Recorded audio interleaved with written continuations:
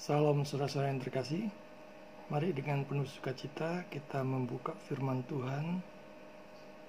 Kita isi hati dan pikiran kita dengan kebenaran firman Tuhan. Kita menggali firman Tuhan dari 1 Petrus pasal ke-5 ayat ke-6. Yang hari ini akan kita bahas tentang rendahkanlah dirimu. Itu perintah kita untuk merendahkan diri. 1 Petrus 5 ayat 6, firman Tuhan katakan, karena itu rendahkanlah dirimu di bawah tangan Tuhan yang kuat, supaya kamu ditinggikannya pada waktunya. Saudara-saudara yang terkasih, yang merendahkan diri akan ditinggikannya. Dia yang maha besar, dia yang mempunyai segalanya. Jadi mengapa kita mesti takut? Mengapa kita mesti khawatir? Mengapa kita mesti cemas? Mudah bagi dia mengangkat, meninggikan orang yang dikasihinya, yang dipilihnya. Rendahkanlah dirimu. Sangat sulit untuk melakukannya di saat berada di puncak kejayaan, ketenaran, dan jabatan serta posisi yang sangat disegani oleh banyak orang. Biasanya kalau kaya, punya harta dan jabatan, dia akan mulai sombong. Sombong terhadap yang lebih rendah. Apalagi kalau kaya mendadak. Diangkat juga sebagai penjabat mendadak. Seperti peribahasa katakan, seperti si buta baru melek. Ya. Apalagi kalau orang itu sudah mendapatkan kekayaan secara mendadak sekali. Wah, benar-benar ya, seperti si buta baru melek. Meski engkau pandai dan cakap, dan katakanlah bisa segalanya, bisa apa saja, sukses dalam banyak bidang, rendahkanlah dirimu. Rendahkanlah dirimu di hadapan Tuhan yang Maha Kuasa.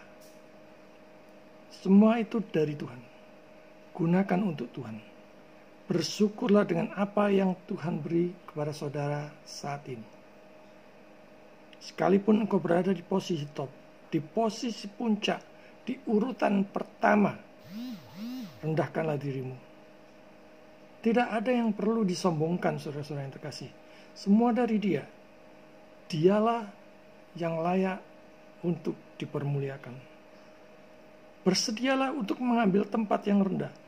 Tempat seperti menjadi dirimu sendiri. Jangan menyombongkan diri dengan apa yang bukan menjadi milikmu. Jangan tunjukkan kesombongan dan keangkuhan dengan caramu. Jangan meninggikan dirimu di atas orang lain. Tidak ada situasi di mana seseorang akan lebih cenderung merasakan kerendahan hati daripada dalam penderitaan. Jadi saat menderita, biasanya orang cenderung melihat dirinya sendiri. Dia akan pelan-pelan menjadi rendah. Ingat, kita ini orang berdosa. Hanya ciptaan Tuhan. Hanya Tuhan Yesus yang ditinggikan. Hanya Tuhan Yesus yang layak dipermuliakan.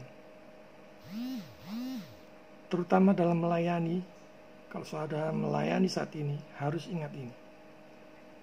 Bahwa hanya Dia yang layak ditinggikan. Firman Tuhan katakan, kita merendahkan diri di bawah tangan Tuhan yang kuat. Orang berdosa yang tidak mempunyai juru selamat, maka murka Allah akan tetap ada padanya, menyala-nyala.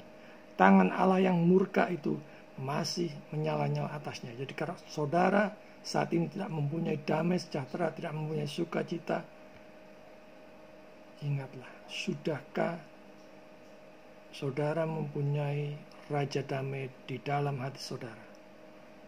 Mereka yang mengaku beriman, namun terus berkubang menikmati dosa-dosanya, akan dihajar Tuhan. Karena itu, segeralah bertobat. Jangan menunda-nunda, jangan mengulur-ngulur, jangan membulut aja ya. Orang Surabaya bilang bulut saja ya. Banyak alasan. Datanglah sujud menerima Yesus sekarang juga. Berjuanglah melawan dosa-dosamu, melawan kelemahanmu, melawan kedaginganmu, dengan kekuatan Roh Kudus, dengan kekuatan sendiri. Engkau akan gagal. Kalau saudara mengandalkan kekuatan saudara sendiri, hikmat, kepandaian, kepintaran, kognitif saudara, skill saudara, engkau pasti gagal. Kalau engkau berpusat pada dirimu sendiri, tapi berpusatlah pada Tuhan. Theosentris, berpusatlah kepada Kristus, Kristosentris. Albert Barnes mengatakan mungkin ini merujuk pada malapetaka yang akan menimpa ketika tangan itu ada di atas mereka. Mereka tidak boleh diangkat dengan bangga dan dengan semangat pemberontakan, tetapi harus mengambil tempat yang rendah di hadapannya, di hadapan Tuhan, dan tunduk kepadanya. Berharap pikiran yang tenang, percaya bahwa Dia akan meninggikan mereka pada waktunya. Bagian firman Tuhan katakan supaya kamu ditinggikannya pada waktunya. Jangan kesusu, jangan terburu-buru. Semua ada waktunya. Berusahalah dan tetap berdoa. Biarlah kehendak Tuhan yang jadi. Sebab Dia Maha Tahu, Dia Maha Kuasa, Dia Maha Kasih, Dia sungguh-sungguh mengasihi kita. Waktu kita bukan waktu Tuhan. Dia Maha Tahu, Dia Maha Kuasa, Dia tidak akan pernah terlambat. Kalau kita anggap itu terlambat, itu adalah prasangka kita sendiri. Tapi waktu Tuhan tidak akan pernah terlambat. Percayalah Dia, percayakan kepadanya. Dia tidak akan selalu meninggalkan mereka dalam kondisi rendah dan tertekan. Dia akan melepaskan tangannya yang berat dan mengangkat mereka dari keadaan sedih dan menderita. Akan pada waktunya, yaitu pada waktu yang tepat, pada waktu yang terbaik. Mungkin sekarang, bisa juga nanti. Bisa juga yang akan datang. Tetapi pasti tepat. Di sana mereka akan ditinggikan untuk kehormatan yang akan lebih dari setara dengan semua penganiayaan, kemiskinan, dan penghinaan yang diderita di dunia ini. Saudara-saudara yang terkasih, jangan sombong. Ada tangan Tuhan yang siap menekanmu. Supaya saudara sadar. Supaya saudara segera berbalik dan cepat bertobat dari kesombongan dan keangkuhan. Tidak ada yang perlu bermegah. Tidak ada yang perlu terlalu ditonjolkan, dibangga-banggakan. Tidak ada yang perlu untuk bermegah.